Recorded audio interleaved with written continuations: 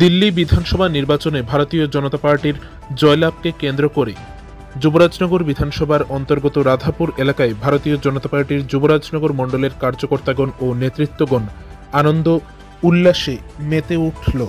8 ফেব্রুয়ারি শনিবার বিকেল আনুমানিক 4টা নাগাদ এমনই দৃশ্য পরিলক্ষিত হয় উত্তর ত্রিপুরা জেলার 57 যুবরাজনগর বিধানসভা কেন্দ্রের অন্তর্গত রাধাপুর এলাকায়। ভারতীয় জনতা পার্টির যুবরাজনগর মণ্ডলের সকল কার্যকর্তা ও স্থানীয় নেতৃত্বগণ রাধাপুর এলাকায় আনন্দ উল্লাসে মেতে ওঠেন। উল্লেখ্য, দিল্লি বিধানসভা নির্বাচনে আম আদমি পার্টিকে হারিয়ে ভারতীয় জনতা পার্টি জয়লাভ করে।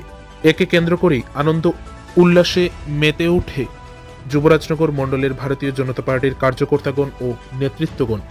এই বিষয়কে কেন্দ্র করে যুবরাজনগরের প্রাক্তন বিধায়িকা তথা ওবিসি মোর্চার রাজ্য সভাপতি এক সাক্ষাৎকারে বিস্তারিতভাবে বললেন।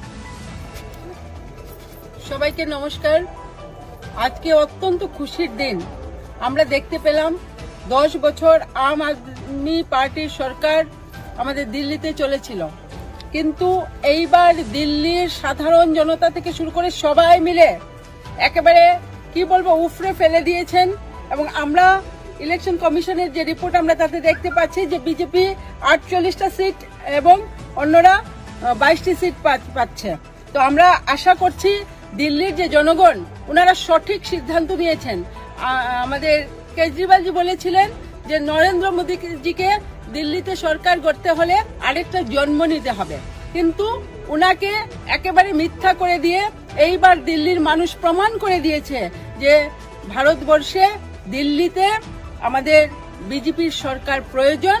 আর মানুষ উৎসাহের সাথে যেভাবে ভোট দিয়েছে তারই ফলাফল আমরা দেখতে পাচ্ছি যে বিজেপিতে এককভাবে বিজেপি সরকার গড়ছে। 48টা সিট আমরা পেয়ে গেছি 70-এর মধ্যে। সেটা অত্যন্ত আনন্দের বিষয়। আমরা সবাই আনন্দিত আজকে আমরা দিল্লিতে বিজেপির সরকার পেয়ে। সকলকে অনেক অনেক নমস্কার। বলি ভারত মাতা কি জয়! ভারত মাতা কি জয়! বিজেপি আবার কে, বিজেপি আবার কে, জিন্দাবাদ জিন্দাবাদ, অভিনন্দন অভিনন্দন, অভিনন্দন অভিনন্দন, অভিনন্দন অভিনন্দন, অভিনন্দন অভিনন্দন,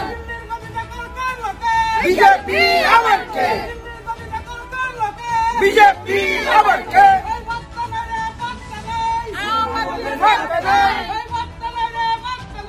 আমাদের বার্তা নাই।